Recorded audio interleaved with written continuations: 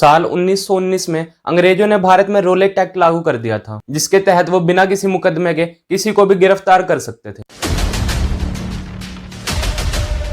उस वक्त किसी को भी इस बात की भनक तक नहीं थी कि जिस जगह पर वो इस वक्त खड़े हैं वहां अगले ही पल लाशों का ढेर लगने वाला है। जब जज ने शंकरन नायर से माफी मांगने को कहा तो उन्होंने माफी मांगने के बजाय जज के मुंह पर 500 पाउंड फेंक कर मारे और माफी मांगने से मना कर दिया। इस कहानी की शुरुआत होती है साल 1857 से, जब भारत में पहली बार आजादी की चिंगारी भड़की थी।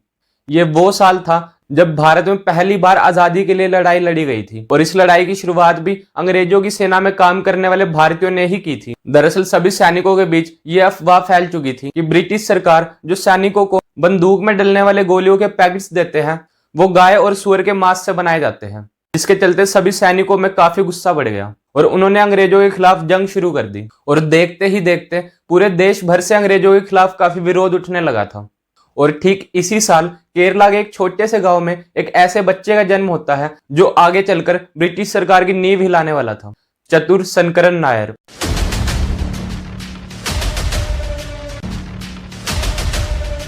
शंकरन नायर बचपन से ही पढ़ाई में काफी होशियार थे, जिसके चलते वो आगे चलकर लॉ की पढ़ाई करते हैं और वो काफी थोड़े ही टाइम में मद्रास हाई कोर्ट के जज भी बन जाते हैं, जहां बैठकर वो कई बड़े और अहम फैसले लेते हैं जिनसे ब्रिटिश सरकार भी उनसे इतना प्रभावित होती है कि वो उन्हें सर शंकरन नायर कहकर बुलाने लगे। लेकिन फिर साल आता है 1919 का, जब एक बार फिर अंग्रेजों के खिलाफ आजादी की मांग उठने लगी थी, जिसके जवाब में अंग्रेजों ने पूरे देश में रोलेट एक्ट लागू कर दिया, जिसके तहत वो किसी को भी बिना किसी मुकदमे के गिरफ्तार कर जेल में डाल सकते थे। अब अंग्रेजों ने रोलेट एक्ट तो लागू कर दिया था ये सोचकर कि इससे लोग डरकर अपने घरों में बैठ जाएंगे, लेकिन होता इसका ठीक उल्टा ही है और पूरे देश में अंग्रेजों के खिलाफ भारी विरोध प्रदर्शन होता है। लेकिन फिर तारीख आती है 13 अप्रैल 1919, जिसे आज भी आजादी के 78 सालों बाद भी नहीं भुलाया जा सकता। ये वो दिन था जब पंजाब में सब लोग बैसाखी का त्योहार मनाने और शांतिपूर्ण तरीके से इस रोलेट एक्ट का विरोध करने के लिए जलियांवाला बाग में इकट्ठा हुए थे, जहां से एंट्री और एग्जिट का एक ही रास्ता था। उस दिन वहां 20,000 से भी ज्यादा लोग इकट्ठा हुए थे, जिसमें बच्चे, बूढ़े और महिलाएं भी शामिल थी।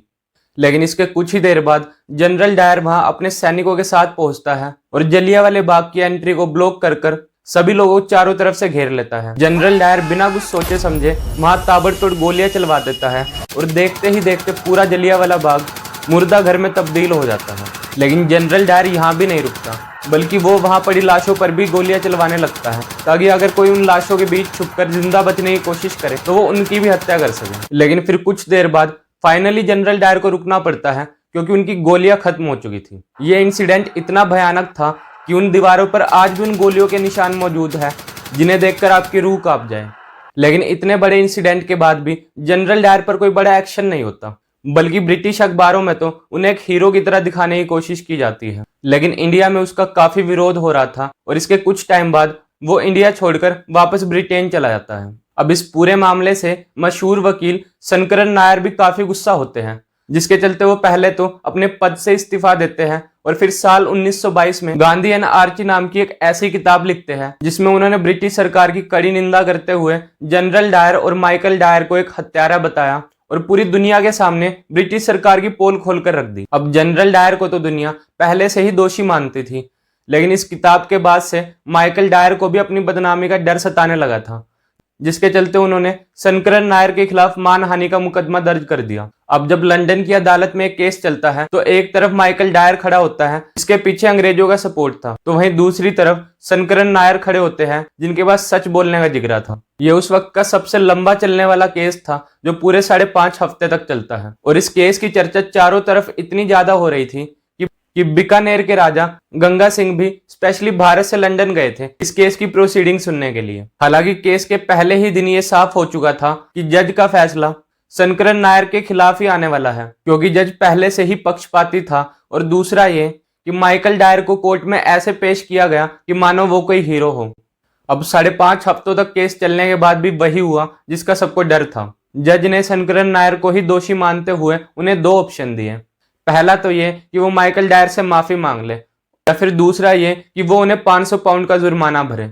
लेकिन शंकरन नायर ने दूसरा ऑप्शन चुना और उनके मुंह पर 500 पाउंड फेंक कर मारे। और ये 500 पाउंड कोई छोटी मोटी रकम नहीं थी, बल्कि उस समय के हिसाब से 35-40 लाख रुपए के बराबर थी। अब उस दिन कोर्ट में जो हुआ सो हुआ, लेकिन इसके ठीक 16 साल बाद यानी ईयर 1940 में सरदार उधम सिंह जी लंदन के कैक्सटन हॉल में माइकल डायर को गोली मारकर जलियांवाले बाग का बदला ले लेते हैं। सरदार उधम सिंह जी 20 सालों तक माइकल डायर का पीछा करते हैं और जब फाइनली उन्हें कैक्सटन हॉल में माइकल डायर को मारने का मौका मिलता है तो वो उन्हें गोली मारकर भारत का बदला ले लेते हैं।